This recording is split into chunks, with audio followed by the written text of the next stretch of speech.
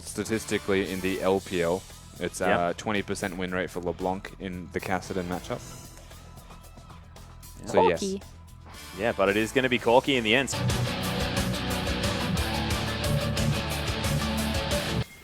ED as well. Not Corky. Well, Just Loop 2 is going to teleport to a lane with 3 people. Death Sentence is going to land. Swift is down here as well. What a mistake out of RNG as he gets exhausted. First blood goes to Uzi. What was that? I have no idea. A massive misstep. They're like, oh yeah, you That's guys about to probably think happen. that you can do it as well, as that is a huge creep wave. More just standing perfectly out of range of the vision. As they're not actually pulling the trigger. There it is. On Graves. Yeah, in he comes as there's more, throws out the dark passages, there's the playback, but doesn't get the death sentence. B going down so low, he's now burning to death, and MLSG gets him out of the way of the turret. Quick Draw's going to get him the kill, and RNG, they say, all right, well, we'll just Swift's kill in you trouble. then. There's it again. Swift gets stunned up, massive damage as Whoosh is going to pick that one up. MLSG sacrifices himself, they want the next kill, and that is 2 kills for the Cogmore. That's lane swaps, man. Like, This is just the weird thing that QG always try to do. They baited, but they baited too hard. Damn right. Well, Looper is going to get death sentenced. Uzi looking for another kill. There's the dark passage. Uzi just says thank you very much, and I'll grab my second. RNG have a much higher priority for Dragon than pretty much anyone else in the league, though. They're always very diligent about prepping for it as opposed to just using it as a lure.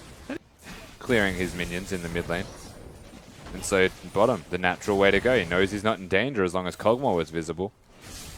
Yeah, well, there's the flayback. Box goes down. Looper in a whole host of trouble here as Uzi gets the exhaust down. There's the rend, grabs the kill, and takes the lantern to safety. Easy as that there for QG. No, it's just it was frustrating. Cogmore suddenly becomes relevant because of a change on the W.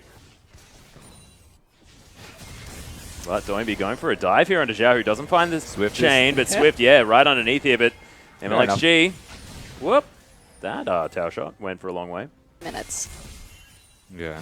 Every time they are ahead by 15 minutes, they generally convincingly close games out. It's like the polar opposite of what RNG did in that last one is, oh my god. Yep, package delivered to Doinby, who didn't have the distortion. Look at that, the flash is used, Zhao over the top. It was a decent effort, but is able to deliver the package to Doinby.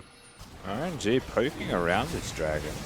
They're not going to be able to secure it. The rend is there. There's the Wow. flash forward from Mata as Swift is going to get stunned off the backside. Uzi still at full health, but RNG, they can't find the engagement. Oh, I just wore off actually as they move towards this top side. Zhao, who takes a whole bunch of damage from Doinby, but Doinby has to be careful. Teleport behind. Yeah. V. Wow, that is deep. Yeah, he's looking for it more over to the side there as well, who wants to try and find the death sentence. Poppy just wandering you are away, just stuck. wondering what's going on here. The heroic charge is going to get Mata, but Mata doesn't really mind too much. Stand behind me is there. V does manage to get the knock up, but it's onto Mata as well, as now the fight's broken out. Doinby gets rid of the Braum, but look at Whoosh, the massive damage from the Cogmore in the back line, as Zhao who's able to take down Swift. Moore's going to go down as well. Uzi trying to dance around this fight, does pick up 1 or 2, but it's a quadra kill. What the hell, Doinby cleans up the fight. Target selection, communication.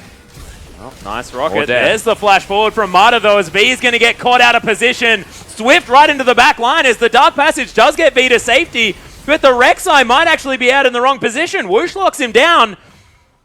Uncharacteristic miscommunication. And this is the Baron started up from RNG. QG will know, but they don't have a lot of health.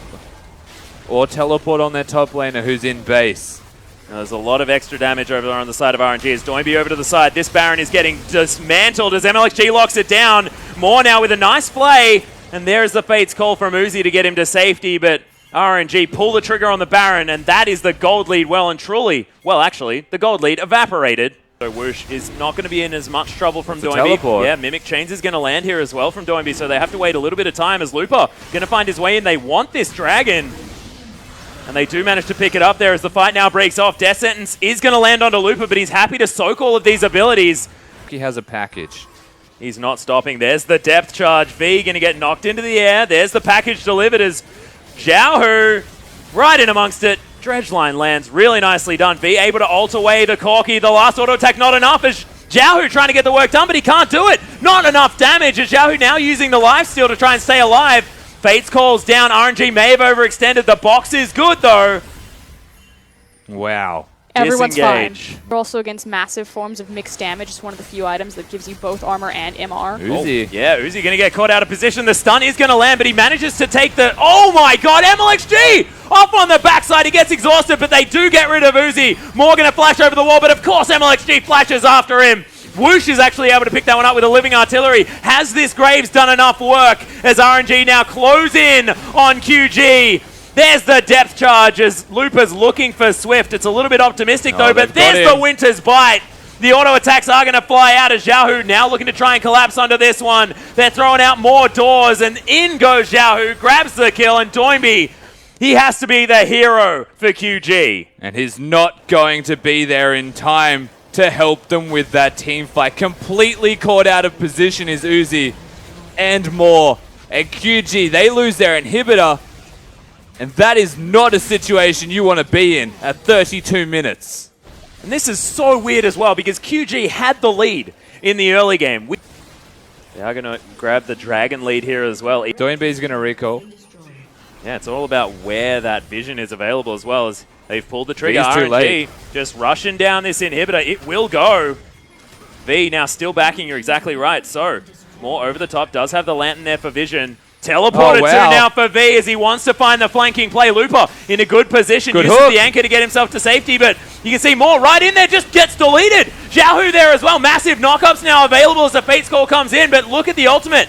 Out of V, Uzi gets hit by the anchor. It's a double kill for Xiaohu as he's going off in this fight, dashing forward. Doinby able to pick up the kill under Lupa, but you can see the Cogmore able to do so much work here in the back line. Whoosh just tears them apart, and this could be the end of game number 2 as Xiaohu picks up the full house full of Cogmores. And RNG just go off. Their team composition looks near unbeatable. QG, they play desperately for that engage, and I have to question it, but it doesn't matter because that's the base, and that is QG's first defeat.